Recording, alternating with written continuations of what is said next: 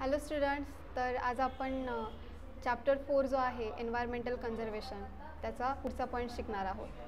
तर पुढचा पॉईंट आहे need of environmental conservation. Environmental कन्झर्वेशनची काय गरज आहे सो ते शिकणार आहोत आपण. General public is not aware about the rules of environment conservation. General public जे आहे ते हे जे एन्व्हायरमेंटल कन्झर्वेशन जे आहे याच्याबद्दल काय आहेत ते अननोन आहेत. ओके, ते अवेअर आहेत, त्यांना इन्फॉर्मेशन नाही आहे याबद्दल. There should be large scale participations of the people in environment conservation. आणि भरपूर काही लोक आहेत जे एज्युकेटेड आहेत, so they will be known. Okay, they are known about the environment conservation. It will be possible to answer the environmental problems only if environmental protection conservation becomes an effective public movement. जर आपण environmental conservation ही जी हे जे movement आहे जी जर आपण public movement जर केली so त्यानंतर लोकांना याबद्दल माहिती मिळेल किंवा ते नोन होतील. ओके, सो त्यांना पण याबद्दल याची नीड कळेल किंवा एन्व्हायरमेंट कन्झर्वेशनची काय गरज आहे, तर ते सुद्धा ते याबद्दल नोन होतील. For this purpose values like positive attitude and affection towards the environment, knowledge about it. Okay, so यासाठी आपण काय केलं पाहिजे, याबद्दल नॉलेज काय केली पाहिजे, स्प्रेड केलं पाहिजे about the towards environment. Okay, म्हणजे एन्व्हायरमेंटबद्दल. तर should be inculcated among the children since their childhood. आपण काय केलं पाहिजे, माहिती जे लहान मुलं आहेत त्यांना लहानपणापासूनच आपण याबद्दल काय दिली पाहिजे, माहिती दिली पाहिजे, वाढवली पाहिजे. ओके, माहिती देणं वाढवलं पाहिजे याबद्दल. This will help to make the future generations more aware about the environmental conservation and protection. आणि मग यामुळे आपल्याला अशी मदत होऊ शकते की लहान मुलांना लहानपणापासूनच काय होईल याबद्दल माहिती नोन होईल. Okay, so they are not aware about the environmental conservation. Okay, so त्यांना याबद्दल हे काय लहान मुलांना लहानपणापासूनच काय होईल, त्यांना माहिती भेटेल याबद्दल आणि ते पुढे जाऊन आपली जी पुढची जनरेशन आहे सो त्यांना याबद्दल माहिती नोन असल्यामुळे हे काय करणार आहेत, त्याची कन्झर्व करणार आहेत, एन्व्हायरमेंट कन्झर्वेशन करणार आहेत. Okay, to make the future generation more aware about the environmental conservation and protection. Okay, so as to achieve this it is necessary to increase the awareness through education. आणि हे आपल्याला जर असं increase करायचं असेल तर आपण काय केलं पाहिजे, एज्युकेशनमध्ये सुद्धा काय केलं पाहिजे, याबद्दल शिकवलं गेलं पाहिजे लहान मुलांना. So they will be known. Okay, about the environmental conservation. तर इथे त्यांनी ब्रॅकेटमध्ये दिलेलं आहे a peek into the history.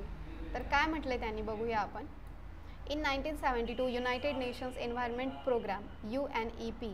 Okay, 1972मध्ये UNEP has been established in a conference arranged on human and environment in which environmental problems were discussed. Okay, so त्यांनी 1972मध्ये हे जे युनायटेड नेशन्स एन्व्हायरमेंट प्रोग्राम जो आहे तो आयोजित केला होता, कॉन्फरन्स. ओके, तर यामध्ये काय केलं, arranged on the human and environment in which environmental problems were discussed.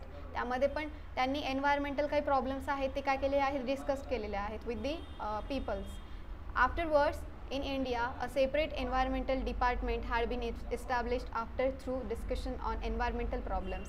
आणि हे जे डिस्कशन झालं अबाउट द एन्व्हायरमेंटल प्रॉब्लेम्स, यानंतर काय झालं की इंडियामध्ये पण एक सेपरेट एन्व्हायरमेंटल डिपार्टमेंट इस्टॅब्लिश झालं. ओके, तर मीन्स तिथे तयार केलं गेलं इंडियामध्ये.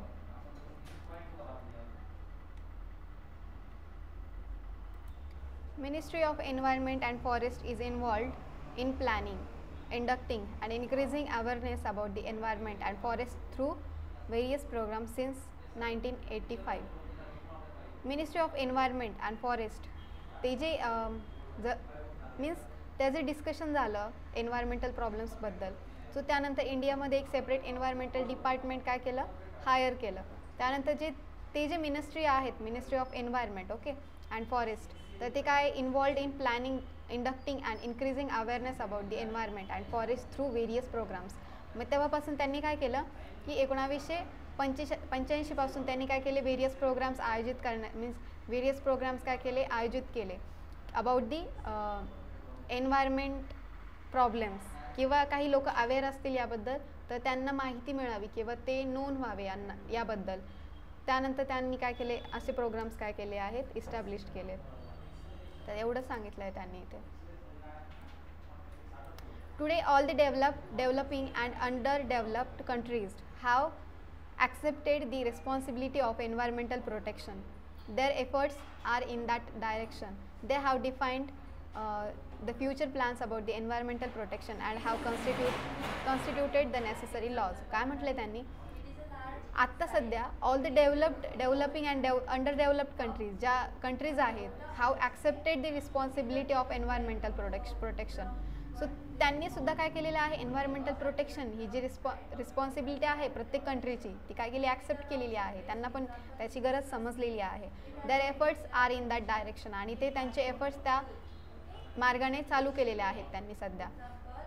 They have defined the future's plans about the environmental protections and have constituted the necessary laws. काही लॉज, काही नियम, कायदे त्यांनी प्रिपेअर केलेले आहेत about the environmental conservations, so that environment conservation होऊ शकेल आणि काही प्रॉब्लेम्स क्रिएट होणार नाही. सो त्यासाठी त्यांनी म्हणजे ते आत्तापासूनच विचार करत आहेत की फ्युचरमध्ये आपण असं आपण कन्झर्व केलं पाहिजे, काय कन्झर्व केलं पाहिजे, काय मिनरल्स किंवा आपले जे एन्व्हायरमेंटमध्ये प्रेझेंट असलेलं काही ॲनिमल्स म्हणूया आपण. सध्या डायनासोर म्हटलं तर काय आहे, हे रेअर आहेत. रेअर म्हणजे याची हे म्हणजे संपलेली आहे ते सध्या.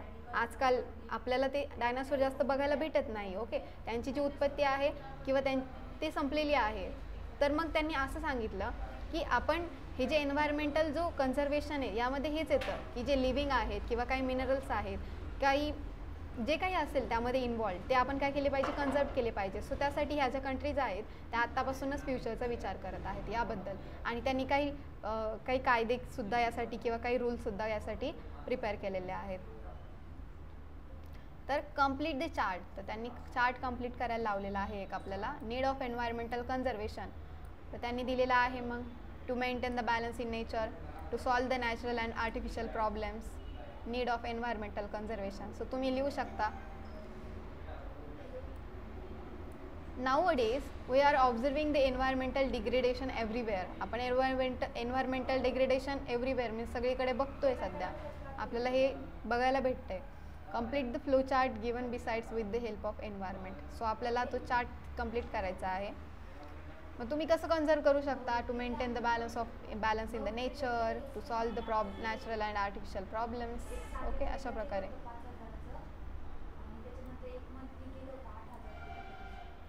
तर पुढे काय म्हटले त्यांनी, environmental conservation our social responsibility. एक टॉपिक पुढचा पॉईंट आहे आपला, तर हा आपण घेऊया. तर since existence of human there is inter relationship between the human and environment. Human stepped on the earth long after formation of earth. On the earth, human being proved its superiority as compared to other animals with the help of characters like intelligence, memory, imaginary ability, etc. Since existence of human, there is an interrelationship between the human and environment. म्हणजेच काय, जेव्हापासून सृष्टीवर मानव निर्मित झालेला आहे तेव्हापासून मानवामध्ये आणि एन्व्हायरमेंटची म्हणजे या दोघांमध्ये काय आहे, एक इंटर रिलेशनशिप तयार झालेली आहे. ह्युमन स्टेप्ड ऑन द अर्थ long after formation of earth. म्हणजे पृथ्वी म्हणजे अर्थचं फॉर्मेशन झाल्यानंतर खूप दिवसांनंतर ह्युमन मानव निर्मित झालेले आहे. On the earth human being proved its superiority as compared to other animals with the help of characters like intelligence, memory, imaginary ability, etc. म्हणजेच काय, पृथ्वीवर ह्युमन बीइंग हे सर्वात टॅलेंटेड ॲनिमल मानले जातात. म्हणजे as compared to the other animals human beings are the more intelligence, त्यानंतर memory जास्त शार्प आहे त्यांची, इमॅजिनरी ॲबिलिटी पण एक्सेट्रा, असे काही त्यांच्यामध्ये कॅरेक्टर्स आहेत. Human established domination over the nature. Human utilised all the natural resources as much as possible. ह्युमनने खूप सारे जे नॅचरल रिसोर्सेस जे आहेत ते युटिलाइज्ड केलेले आहेत, त्याला जमेल तेवढे. In an attempt to live a satisfactory life, human kept on snatching from the nature as much as possible and this led to increase in problems. In an attempt to live satisfactory life means the human kept on snatching from the natures as much as possible and this lead to increase in problems. म्हणजेच काय, ह्युमनने स्वतःला जगण्यासाठी काही म्हणजे for the satisfactory life. Okay, human kept on snatching from the nature. म्हणजे त्याला खाण्यासाठी काही नेचरमधून जेवढं पॉसिबल होईल तेवढं त्याने काय तयार करायला सुरुवात केली आहे. From this entire scenario we can understand that human has a crucial role in maintaining the environmental balance. म्हणजे यावरून आपल्याला असं समजतं की एन्व्हायरमेंटल बॅलन्ससाठी मीन्स एन्व्हायरमेंटल बॅलन्स मेंटेन करण्यासाठी सर्वात इम्पॉर्टंट रोल कोणाचा आहे, तर ह्युमनचा आहे. If human has disturb the environmental balance then human itself only can conserve and improve the quality of the nature. म्हणजेच काय, if the human has disturb the environmental balance, जर एन्व्हायरमेंटल बॅलन्स ह्युमनने जर डिस्टर्ब करायला सुरुवात केली then human itself only can conserve, म्हणजे तो फक्त स्वतःला कन्झर्व करू शकतो and improve the quality of nature, आणि नेचरची क्वालिटी इम्प्रूव्ह करू शकतो. Many times general public is unknown that its activities are harmful to environment and there bye unknowingly many activities happens. खूप वेळेस आहे ना जनरली पब्लिक जे असतात त्यांना हे अननोन असतात की म्हणजे त्यांच्या काही ॲक्टिव्हिटीज करतात ते, तर त्या ॲक्टिव्हिटीजमुळे एन्व्हायरमेंटला त्यापासून काय असू शकतो, धोका असू शकतो, हार्मफुल असू शकतात ते एन्व्हायरमेंटसाठी. But there bye unknowingly many activities happen, आणि अशा खूप म्हणजे अशा म्हणजे त्यांना माहीत पण नसतं की अशा ॲक्टिव्हिटीज ह्या त्यांच्याकडून होऊन जातात. मग त्यामुळे काय होतं, एन्व्हायरमेंटल इनबॅलन्स होतो. ओके, त्यानंतर पुढे बघूया आपण.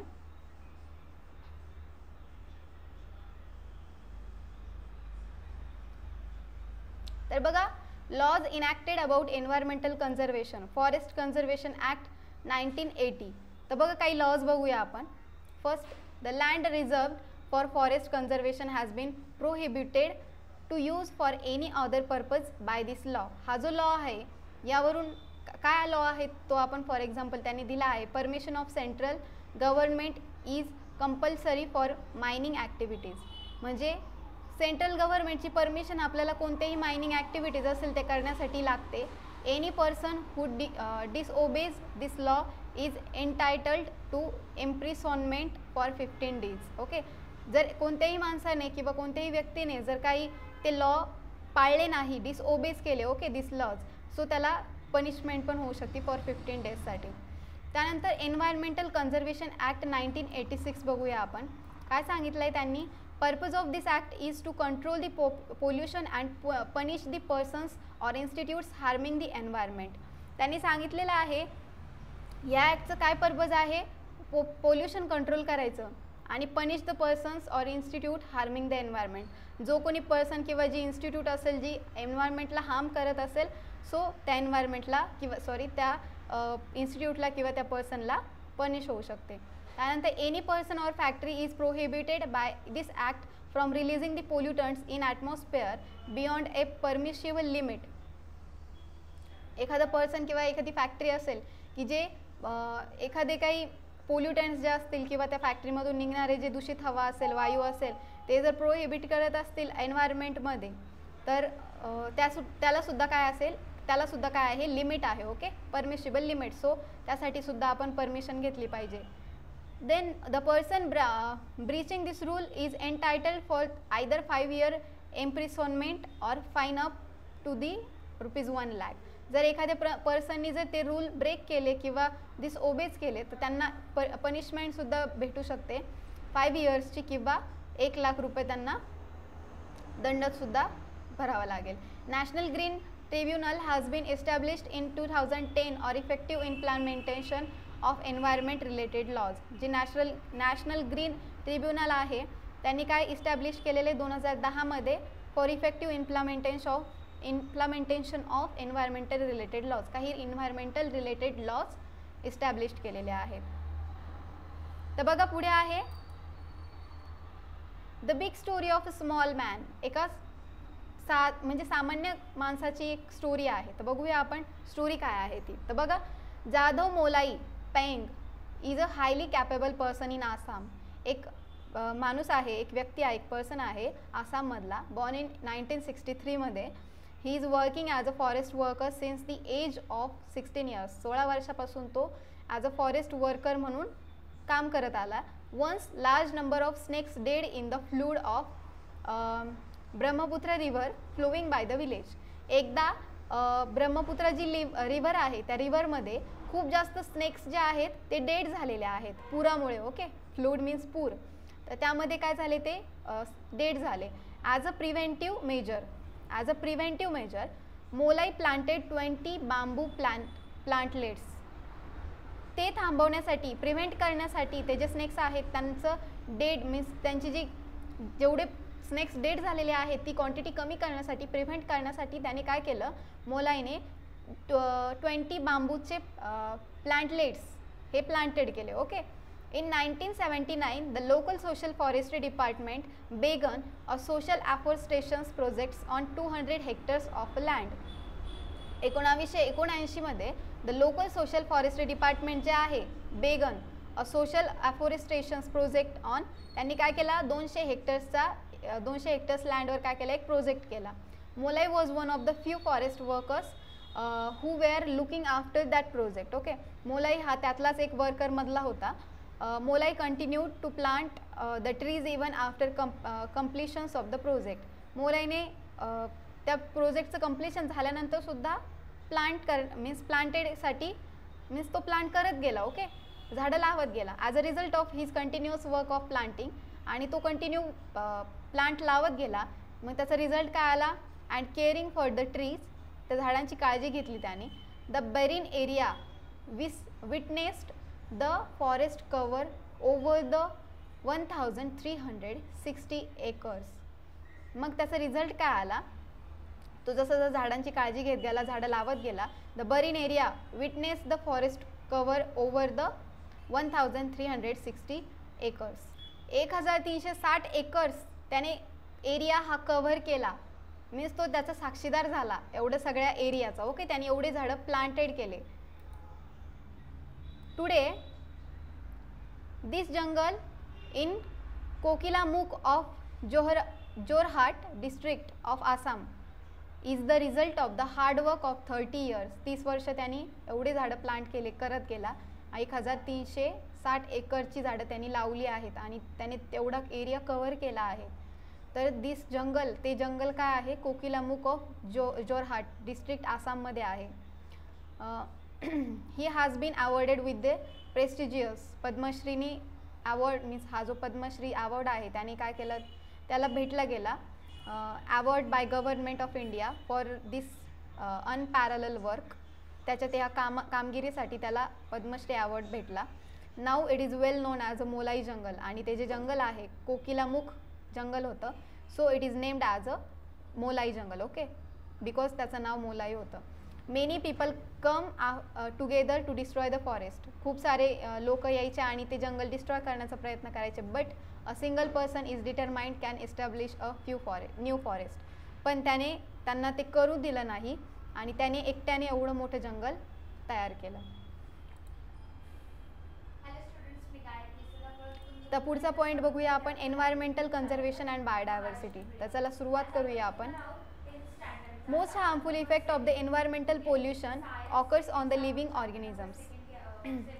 जास्त हार्मफुल इफेक्ट एन्व्हायरमेंटल पोल्युशन वर कोणाचे होतात, लिव्हिंग ऑर्गॅनिझम्सचे होतात. Have you seen some example of this in your area. तुम्ही काही एक्झाम्पल बघितले आहेत का तुमच्या एरियामध्ये असले. Our living world had been richly diverse. आपलं जे जग आहे, living world had been richly diverse, तो डायव्हर्स झालेला आहे. It consisted of varieties of plants and animals. However we are not able to see some specific animals about which we had listened from our earlier generation. We are not able to see some specific animals. मी आत्ता सांगितलं होतं dinosaurs rare झालेले आहेत, त्यांची प्रजाती संपुष्टात आलेली आहे, म्हणजे संपलेली आहे. तर काही ॲनिमल्स आहेत आपण बघितलेले की ते संपलेले आहेत, which we had listen from our earlier generation. आपण मागच्या आपल्या पूर्वजांकडून ऐकलेलं आहे त्यांच्याबद्दल, फक्त आपण बघितलेलं नाही आहे. Who is responsible for this, मग त्याच्यासाठी कोण रिस्पॉन्सिबल आहे असं त्यांचं म्हणणं आहे. Biodiversity is the richness of living organisms in nature due to presence of varieties of organisms, ecosystems and genetic variations within a species. Biodiversity is the richness of living organisms. बायोडायव्हर्सिटीमध्ये सर्वात जास्त living organisms आहेत in the nature due to the presence of varieties of organisms, because नेचरमध्ये खूप व्हरायटीचे organisms राहतात, ecosystems and genetic variations within a species. Biodiversities occurs at the 3 different levels. तर बघा कोणत्या लेवल्स आहेत. जेनेटिक डायव्हर्सिटी आहे, तर बघूया आपण जेनेटिक डायव्हर्सिटीमध्ये काय आहे ते. Occurrence of diversity among the organisms of same species in genetic diversity. Example, each human being is different from other. Possibility of wiping out the species arises if there is a decrease in the diversity within the species whose members involve in sexual reproduction. ते असं genetic डायव्हर्सिटीमध्ये असं सांगितलेलं आहे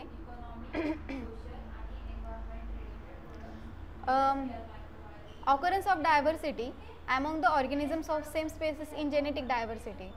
genetic diversity म्हणजे सारख्या स्पेसिसचे जे आहेत organisms, among diversity among the organisms of same species is genetic diversity. म्हणजे एका स्पेसिसपासून दुसरी स्पेसिस तयार होणे म्हणजे ही जेनेटिक डायव्हर्सिटी आहे. For example, each human being is different from each other. आपण जर बघितले तर आपण सगळे सेम आहेत का, तर नाही. बट आपल्यामध्ये काही जीन्स असतात की ज्याच्यामुळे आपल्या पॅरेंट्सचे काही गुण असतात ते आपल्यामध्ये येतात. So it's a genetic diversity. Okay. Possibility of wiping out the species arises if there is a decrease in the diversity. काही ज्या स्पेसिस आहेत की त्यांची म्हणजे अशी पॉसिबिलिटी आहे की त्या संपुष्टात येऊ शकतो. Okay. Decrease in the diversity within a species whose members involve in sexual reproduction. Means काही स्पेसिस अशा आहेत की त्यांचं म्हणजे त्यांची जी जनरेशन आहे ती रेअर होत चाललेली आहे, म्हणजे संपुष्टात चाललेली आहे. ओके. म्हणजे त्यांचे त्या जे टाईपचे जे ॲनिमल्स आहेत ते कसे संपत चाललेले आहेत. सो त्यांचं असं म्हणणं आहे की जर त्यांना रिप्रोडक्शनसाठी जर मेंबर्स अवेलेबल नसतील तर त्यांची पूर्ण म्हणजे पिढी जी आहे ते जे ॲनिमलची जी व्हरायटी आहे ती पूर्ण संपून जाईल. So it's a genetic diversity. आणि त्यामुळे काय होणार आहे, ॲनिमल्स काही ॲनिमल जे आहेत ते संपणार आहेत. Species diversity. तर बघा त्यामध्ये काय आहे, innumerable species of organisms occurs in the nature. नेचरमध्ये खूप इनन्युमरेबल स्पेसिस ऑर्गॅनिझम्स असतात. This is called as species diversity आणि त्यांना स्पेसिस डायव्हर्सिटी म्हणतात. Species diversity includes the various types of plants, animals and microbes. Okay. आपल्याला तर माहीतच आहे प्लांट्स, ॲनिमल्स आणि मायक्रोब्स इन्व्हॉल्व आहेत स्पेसिस डायव्हर्सिटीजमध्ये. आपण मागच्या चॅप्टरमध्ये बघितलं आहे, 3rd चॅप्टरमध्ये. युग्लिना, अमेबा अशा टाईपचे खूप आहेत. हायड्रा प्लांट्समध्ये बघितले तर. ओके. त्यानंतर पुढचं आहे इकोसिस्टम डायव्हर्सिटी. तर बघा इकोसिस्टम डायव्हर्सिटीमध्ये काय आहे, many ecosystems are present in each region. Ecosystem is formed through the interactions between the plants, animals, their habitat and changes in the environment. Many ecosystems are present in each region. Each region मध्ये खूप सारे ecosystems present असतात. Ecosystem is formed through the interaction between the plants, animals, their habitat and changes in the environment. Ecosystem ही कशामुळे तयार होते, through the interaction between plant, animal आणि त्यांचे habit किंवा चेंजेस इन द एन्व्हायरमेंट यांच्या इंटरॅक्शनमुळे ecosystem formed होते. Each ecosystem has its own characteristics. प्रत्येक इकोसिस्टमला त्यांचे काही कॅरेक्टरिस्टिक्स असतात. Animals, plants, microbes and abiotic factors. Ecosystems are also of 2 types of natural and artificial. इकोसिस्टमचे पण 2 आहेत, नॅचरल आणि आर्टिफिशियल हे 2 टाईप आहेत. ओके. त्यांनी काही इन्फॉर्मेशन दिली आहे. There should be the positive attitude of human being towards the environment for welfare of entire living world. For this purpose following roles are important. You can be conservator, organizer, guide, plant friend, etc. म्हणजे त्यांनी हेच सांगितलेलं आहे की तुम्हाला जर एन्व्हायरमेंटचं conservation जर करायचं असेल तर तुम्ही त्यासाठी काहीतरी इम्पॉर्टंट रोल प्ले करू शकतात. की त्यांनी दिलेला आहे, तुम्ही कन्झर्वेटर होऊ शकतात, तुम्ही ऑर्गनायझर होऊ शकतात, तुम्ही गाईड करू शकता, तुम्ही प्लांट फ्रेंड होऊ शकतात, etcetera. Describe about the role you wish to perform and your plans for the role, that role. तर तुम्ही कोणता रोल करण्यासाठी इच्छुक आहात आणि त्या रोलबद्दल तुम्ही थोडक्यात राईट करायचं. पुढचा पॉईंट आहे sacred groves. Okay. Sacred groves. तर बघूया आपण. सॅक्रेड मीन्स पवित्र. Okay. Pure. Groves means plants, trees. तर बघूया आपण काय दिले त्यांनी. The forest conserve in the name of god and considered to be sacred is called as this sacred grove. These are in fact sanctuaries conserved by the society and not by the government forest department. As it has been conserved in the name of God, it has special protection. These clusters of thick forest are present not only in western Ghats of India but in the entire country. More than 13,000 sacred groves have been reported in India. Where are such sacred groves in Maharashtra?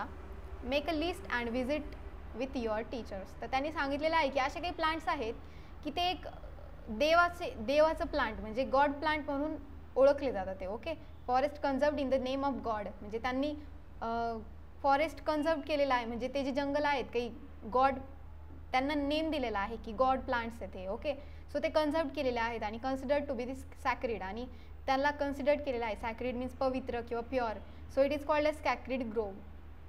त्यांना sacred grove म्हटलं जातं.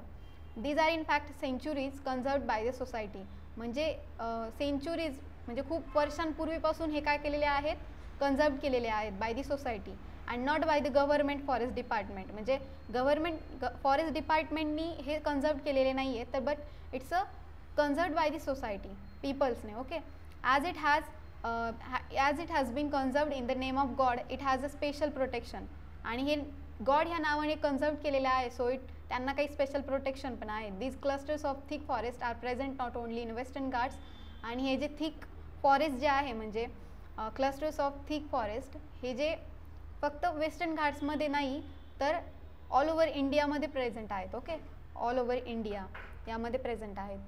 मोर than 13,000 sacred groves have been reported in India. 13,000 sacred जे plants आहेत ते इंडियामध्ये reported झालेले आहेत. Where are such sacred groves in Maharashtra, त्यातले काही महाराष्ट्रामध्ये पण आहेत आणि ते तुम्हाला लिस्ट करायचे आहे त्याची. Some symbols are given below. Find the meaning of those symbols in relation to environment conservation. Make a list of other such symbols. काही सिम्बॉल्स दिलेले आहेत की तुम्हाला त्यांचे नेम फाइंड आउट करायचे आहे, तर ते तुम्ही फाइंड आउट करा. Stick here a symbol known to you, आणि काही तुम्हाला सिम्बॉल माहीत असतील अदर पण ते सुद्धा तुम्ही राईट करू शकता तुमच्या नोटबुकमध्ये. तर बघा काय दिलेलं आहे त्यांनी का how can biodiversity be conserved, तर बघू शकता तुम्ही इथे दिलेले आहेत त्यांनी. Protecting the rare species of organisms, काही जे रेअर म्हणजे संपुष्टात आलेले जे काही ऑर्गॅनिझम्स असेल ते तुम्ही प्रोटेक्ट करू शकता. Establishing national parks and sanctuaries, नवीन नवीन नॅशनल पार्क्स किंवा सँक्च्युरीज एस्टॅब्लिश करू शकतात. Declaring some regions as a bio reserves. Okay, त्यानंतर projects for conservation of special species, conserving all plants and animals, observing the rules, maintaining record of traditional knowledge. तर पुढचा point आहे, it's not point. Okay, till now we have studied the rules and regulations about the environmental conservation and protection. आत्तापर्यंत आपण environmental conservation आणि प्रोटेक्शनबद्दल काही rules regulation बघितलेले आहेत. Many people in the society are voluntarily coming together to perform this noble work. काही people जे आहेत, काही जे लोक आहेत ते सोसायटीमधले, ते एकत्र येऊन हे जे नोबेल वर्क आहेत की हे करतात. काही लोक आहेत की जे हे करतात. Okay, many institutes at state, national and international levels are involved this work. Okay, in this work, आणि काही नॅशनल, स्टेट किंवा इंटरनॅशनल लेवलच्या ज्या इन्स्टिट्यूट्स आहेत त्यासुद्धा ह्या ज्या कामामध्ये इन्व्हॉल्ड आहेत. तर बघा व्हॉलंटरी ऑर्गनायझेशन्स, मग इथे काही नेमिंग दिलेले आहेत, आणि इंटरनॅशनल एन्व्हायरमेंट ऑर्गनायझेशन, तर त्यांचे काही नावं दिलेले आहेत की जे तुम्ही बघू शकता. त्यानंतर काय सांगितलं आहे त्यांनी, Greenpeace is a world's largest organization engaged in environmental activities. Okay, ही जी ग्रीन पीस आहे ही एक जगातली सगळ्यात मोठी ऑर्गनायझेशन आहेत एन्व्हायरमेंटल ॲक्टिव्हिटीजची. Okay, more than 25 lakh peoples from 26 different countries are members of this organization. 26 different कंट्रीजचे जे लोक आहेत ते ह्या ऑर्गनायझेशनमध्ये इन्व्हॉल्ड आहेत. ओके, 25 लाख पीपल्स आहेत यामध्ये. Collect more information about the work of above mention organisation, आणि ह्या ज्या काही मेन्शन केलेल्या ऑर्गनायझेशन आहेत त्यांच्याबद्दल तुम्ही काही इन्फॉर्मेशन कलेक्ट करून लिहू शकता. तर काही तुम्हाला ॲक्टिव्हिटी दिलेली आहे बघा. Attempts at various levels are performed for conserving environment. Role of the person is defined as per this levels. Some roles are given below. Which role would you like to perform and why. काही role दिलेले आहेत एन्व्हायरमेंटशी related, means conservation. त्यानंतर बघा my role in environment, prevention करू शकतात, awareness करू शकतात, प्रोडक्शन करू शकतात, कंट्रोल करू शकतात, कन्झर्वेशन करू शकतात, प्रिझर्वेशन करू शकतात. मग हे तुम्ही कोणताही role, which role would you like to perform, तुम्हाला कोणता रोल परफॉर्म करायचा आहे आणि का, तर ते तुम्ही राईट करायचं आहे. तर बघा, I think this is the last point of our chapter. Yes, hotspot of biodiversity is a last. Okay, तर बघा, 34 highly sensitive biodiversity spots are reported all over the world. 34 highly sensitive biodiversity spots आहेत की जे पूर्ण जगामधून काय केलेले आहेत, high केलेले आहेत. Okay, highly 34 sensitive biodiversity spots आहे रिपोर्ट केलेले आहेत. Okay, such areas had once occupied 15.7% area of the earth. Such areas, ह्या अशा काही एरियाज आहेत की यांच्यासाठी 15.7% एरिया पृथ्वीवरचा ऑक्युपाय केलेला आहे. अशा काही स्पॉट्स आहेत यांच्यासाठी. Okay, at present 86% of the sensitive areas are already destroyed. आता जर बघितलं तर 86% सेन्सिटिव्ह एरियाज हे ऑलरेडी डिस्ट्रॉईड झालेले आहेत. प्रेझेंटली ओनली आता सध्या फक्त 2.3% एरिया हे जे पृथ्वीवर आहेत has been left over with sensitive spots. Okay, फक्त त्यापैकी फक्त 2.3% एरिया हे राहिलेले आहेत. It includes 1,50,000 plant species. Okay, याच्यामध्ये 1,50,000 प्लांट स्पेसीस आहेत आणि which are 50% of the world count. त्यानंतर पुढे काय म्हटलं आहे त्यांनी, as far as India is considered, out of 135 species of animals, 85 species are found in the jungles of eastern region. About तर त्यामध्ये